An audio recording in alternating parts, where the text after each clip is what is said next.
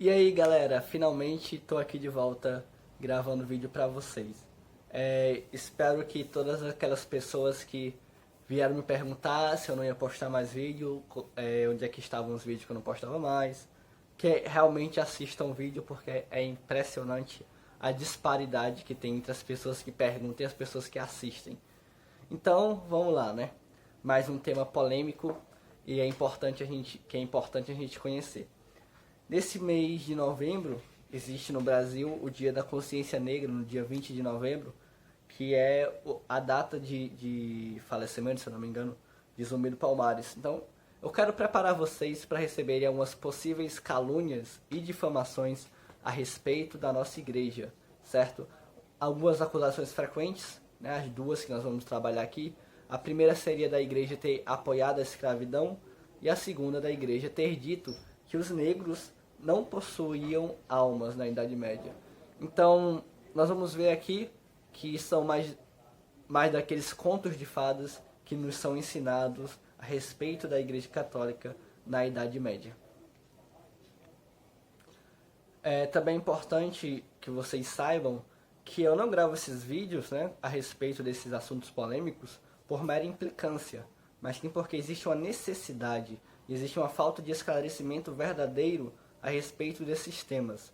É muito fácil a gente pesquisar na mídia e ver discursos de políticos, de pessoas famosas, de jornalistas, a respeito desses casos, e são tratados, e também nas nossas salas de aulas, nas aulas de história, são tratados como verdades absolutas, como fatos históricos, né? E não como meras suposições que são de verdade. Um caso pessoal que aconteceu comigo é que uma vez eu convidei uma jovem para participar de um grupo na igreja e ela disse que era uma jovem muito estudiosa e como ela estudava bastante história, ela não conseguia participar de uma igreja que teria cometido tantas barbaridades. E quando eu tentei conversar com ela a respeito disso, ela simplesmente surtou, né? Ignorou todas as fontes históricas que eu citei, ignorou todos os dados, todas as pesquisas que eu mostrei e preferiu guardar aquela opinião que ela já tinha a respeito disso. Então é algo triste, né? E é recorrente, essas calúnias, essas difamações têm agredido e ferido muito a fé de muitos cristãos, de muitos católicos. Então é importante falar sobre, a gente não pode simplesmente se calar e aceitar o que nos é imposto como a verdade histórica. Começando, a primeira citação que eu quero fazer para vocês é desse livro, que vai aparecer para vocês ao contrário, porque eu estou gravando com a câmera frontal.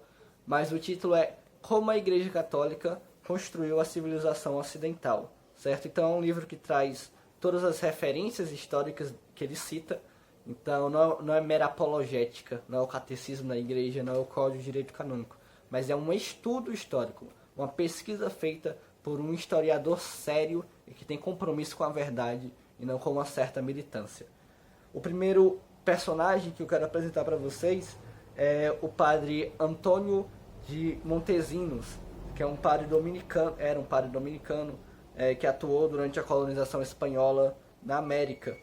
Então, o capítulo ele fala sobre a contribuição é pouco na verdade, sobre como a Igreja Católica foi fundamental na origem do direito internacional. A gente sabe que durante a colonização espanhola isso não existia, então prevalecia a lei do mais forte, que era mais forte, subjugava o povo mais fraco e fazia o que queria.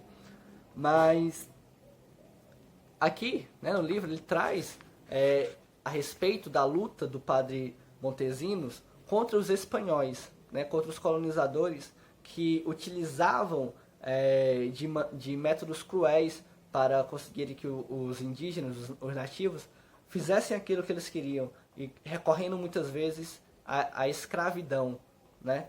Então, o padre Montesinos, ele alertou aos colonizadores de que aquilo estava contra os preceitos da igreja, contra os ensinamentos de Cristo. E quando os colonizadores o obrigaram a se retratar, ele fez diferente, né? E quando ele foi se retratar diante dos acusadores, ele falou mais grossamente condenando tais atitudes. Diante disso, os colonizadores mandaram que ele se apresentasse diretamente ao imperador.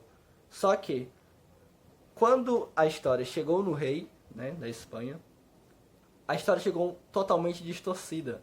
E chegou para o imperador que ele teria dito coisas que, na verdade, ele não disse. Diante disso, o padre Montesinos, ele não só manteve a sua história, como ele fez questão de contar a história verdadeira, voltando para a Espanha e convencendo até aqueles mesmo que estavam contra ele. Outro personagem que talvez vocês conheçam agora é o padre Francisco de Vitória, né? Esse é mais conhecido. E a sua contribuição para o direito internacional é até mesmo mais clara.